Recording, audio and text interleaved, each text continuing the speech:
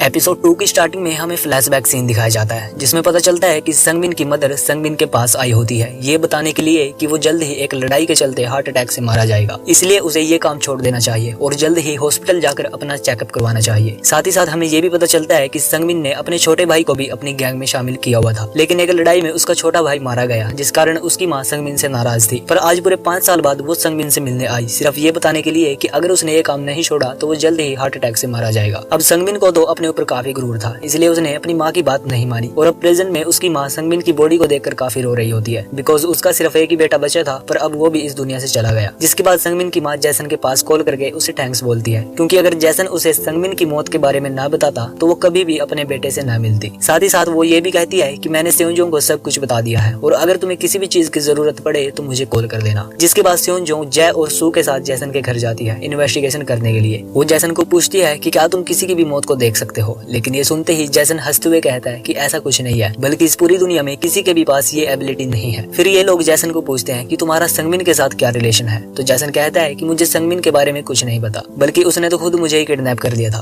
तभी सेओंजोंग उनसे पूछती है कि फिर तुमने बुलेट प्रूफ जैकेट क्यों पहनी हुई थी, तो जैसन काफी फनी स्टाइल में कहता है कि मैं तो हमेशा इसे वेयर करता हूँ बिकॉज आजकल हालात काफी खराब है, कहीं भी गोली चल सकती है, इसलिए मैं बुलेट प्रूफ जैकेट पहन कर रखता हूँ। दरअसल जैसन इनके सामने अपनी सच्चाई को छिपाने की कोशिश कर रहा होता है ताकि वो इस केस से दूरी बना सके। खैर आगे सेओंजोंग यहाँ से चली जाती है, लेकिन वो एक लेडी की फोटो को यहीं पर छोड़ जाती है और जैसे ही जैसन उस फोटो में मौजूद लेडी की आंखों में देखता है तो उसे काफी शौक सा लगता है, यानी कि उसने उस लेडी की मौत को भी देख लिया था। दरअसल सेओंजोंग ने ये फोटो जानबूझकर वहाँ छोड़ी थी ताकि जैसन इस लेडी की मौत को देखकर सेओंजोंग को इस बारे में बताए। इधर जैसे ही सेओंजोंग अपने ऑफिस पहुंचती है तो उसका सीनियर उसे जैसन के बारे में पूछने लगता है, लेकिन बेचारी सेओंजोंग को तो खुद उसके बारे में कुछ नहीं पता था। जिसके बाद हम हाना डेली न्यूज के कैप्टन ली जून को देखते हैं जो कि अपने रिपोर्टर पार्क से जैसन के बारे में पूछ रहा होता है। दरअसल ये लोग जैसन को लेकर एक प्रेस कॉन्फ्रेंस रखना चाहते हैं, लेकिन इन्हें उसके बारे में कुछ भी इन्फॉर्मेशन पता नहीं चल रही थी। पार्क ली जून को कहता है कि उस केस की इंचार्ज सेओंजोंग है और हमारे लाख कोशिश करने के बावजूद भी वो हमें जैसन के बारे में नहीं बता रही। इधर टीम लीडर हान जैसन की दोबारा स्टेटमेंट लेता है और इसी बीच जैसन सेओंजोंग को वो फोटो वापस कर देता है। हालांकि सेओंजोंग से कहती है कि तुमने इस एनवलप को खोला है, जिस पर जैसन कहता है कि हाँ मैंने इसे ओपन किया था, इसमें किसी की फोटो है। अब इससे पहले सेओंजोंग उसे कुछ पूछती, जैसन वहाँ से चला जाता है। जिसके बाद सेओंजोंग वापस अपने क्लिक के पास आती है और उसे पूछती है कि जैसन ने इस स्टेटमेंट में क्या कहा, जिस पर वो कहता है कि उसने अपनी स्टेटमेंट नहीं बदली और वैसे तुम इतनी टेंशन क्यों ले रही हो, ये सब एक आम बात है। जिस पर सेओंजोंग कहती है कि ये कोई आम बात नहीं है, वो इंसिडेंट सिटी के बीचों बीच हुआ है और आखिर जैसन ने बुलेट प्रूफ जैकेट क्यों पहनी हुई थी, यहाँ तक कि उसकी लॉयर पहले से ही हॉस्पिटल में मौजूद थी। सेओंजोंग इस केस को लेकर काफी सीरियस होती है बिकॉज उसे शक है कि जरूर जैसन को इस इंसिडेंट के बारे में पहले ही पता था। वहीं दूसरी ओर जैसन एक होटल में बैठकर सोच रहा होता है कि आखिर मैं सेओंजोंग की मौत को क्यों नहीं देख पा रहा। इसी बीच हमें ये भी पता चलता है कि जब जैसन पुलिस स्टेशन गया था तो उसने वहाँ मौजूद सभी ऑफिसर्स की मौत को देख लिया था। इधर हाना डेली न्यूज का कैप्टन ली जून अपने टीम मेंबर्स के साथ एक मीटिंग करता है और ये पता लगाने की कोशिश करता है कि सेओंजोंग जैसन के बारे में कुछ क्यों नहीं बता रही और आखिर उन 12 लोगों में से सिर्फ जैसन ही जिंदा कैसे बच गया। यहाँ तक कि इन्होंने अपनी टीम इंटर्न जेजी को भी पुलिस स्टेशन भेजा होता है जो कि चुपके से इस केस के बारे में इंफॉर्मेशन कलेक्ट करने की कोशिश करती है, लेकिन डिटेक्टिव सू उसे पकड़ लेता है जिस कारण उसे इस केस से रिलेटेड कुछ भी पता नहीं चलता। जिसके बाद हम ली जून की वाइफ जीवोन को देखते हैं जो कि ली जून के पास कॉल करके उसे घर आने का बोलती है बिकॉज आज जीवोन का बर्थडे था, लेकिन ली जून उसे कह देता है कि मैं फिलहाल मीटिंग में बिजी हूँ इसलिए मुझे थोड़ा टाइम लगेगा। जिसके बाद हम जीवोन की बेटी लीमी को देखते हैं जो कि अपनी मॉम के लिए उसी रेस्टोरेंट से केक परचेज करती है जहाँ जैसन बैठा हुआ था और जैसे ही लीमी यहाँ से बाहर निकलती है तो उसे विंडो पर एक कैट दिखाई देती है जिसके साथ वो बातें करने लगती है। अब क्योंकि जैसन भी उस विंडो के सामने बैठा हुआ था इसलिए वो लीमी की आंखों में देखकर उसकी मौत को देखने लगता है और यहाँ हम व्यूअर्स भी देख पाते हैं कि लीमी को सेओंजोंग और बाकी डिटेक्टिव एक कॉफिन से बाहर निकालेंगे, यानी कि कोई उसे कॉफिन में जिंदा दफन करेगा और ये सब जल्द ही होने वाला था। अब ये देखकर जैसन काफी शौक हो जाता है और वो लीमी को चेक करने के लिए बाहर निकलता है, लेकिन तब तक लीमी यहाँ से जा चुकी थी। वहीं दूसरी ओर ली जून अपने टीम मेंबर्स को एक पिल्डो नाम के सीरियल किलर के बारे में बताता है जिसने 20 साल पहले 8 लोगों को मारा था, लेकिन इसके बावजूद भी वो आज तक नहीं पकड़ा गया। यहाँ हमें ये भी पता चलता है कि सेओंजोंग से पहले उसके फादर डोंगचुल क्राइम डिवीजन में डिटेक्टिव था, लेकिन 20 साल पहले पिल्डो को पकड़ने के चक्कर में सेओंजोंग का फादर मारा गया। साथ ही साथ ली जून ये भी बताता है कि पिल्डो घर जा रही लड़कियों को किडनैप करके उन्हें कॉफिन में जिंदा दफन करता था, लेकिन हैरानी की बात ये थी कि पिल्डो अपने हर विक्टिम को एक फोन देता था ताकि वो खुद अपनी हेल्प कर सके। इधर हम लीमी को देखते हैं जो कि अपने घर के करीब पहुंच ही चुकी थी, लेकिन तभी एक पर्सन दौड़ते हुए इसके सामने आता है एंड ये सीन यहीं पर कट हो जाता है। जिसके बाद जैसन इस लोकेशन पर पहुंचता है तो उसे लीमी का फोन सड़क पर पड़ा हुआ मिलता है जिस पर लीमी की मदर की कॉल आ रही थी। देन जैसन कॉल पिक करता है और जीवोन को बताता है कि उसे ये फोन सड़क पर पड़ा हुआ मिला। ये सुनते ही जीवोन शॉक हो जाती है और फटाफट ली जून को इस बारे में बताती है, लेकिन ली जून इस बात को सीरियस नहीं लेता, बल्कि वो कहता है कि शायद लीमी का फोन जेब में डालते वक्त उसके हाथ से छूट गया होगा और तुम टेंशन मत लो, वो जल्द जल्द ही घर आ जाएगी। जिसके बाद जी वॉन फटाफट जेसन के पास पहुंचती है और फिर हमें दिखाया जाता है कि लीमी एक कॉफिन के अंदर जिंदा दफन है और उसके पास एक फोन भी पड़ा हुआ है जिसमें किसी की कॉल आ रही थी। अब ये देखकर लीमी हेल्प के लिए चिल्लाने लगती है एंड ये एपिसोड यहीं पर खत्म हो जाता है। तो गाइज आपको क्या लगता है कि क्या पिल्डो आज भी जिंदा है और क्या उसी ने लीमी को किडनैप किया है? ये हमें आगे के एपिसोड्स में पता चलेगा, इसलिए चैनल को सब्सक्राइब करके बेल आइकन को प्रेस कर लेना।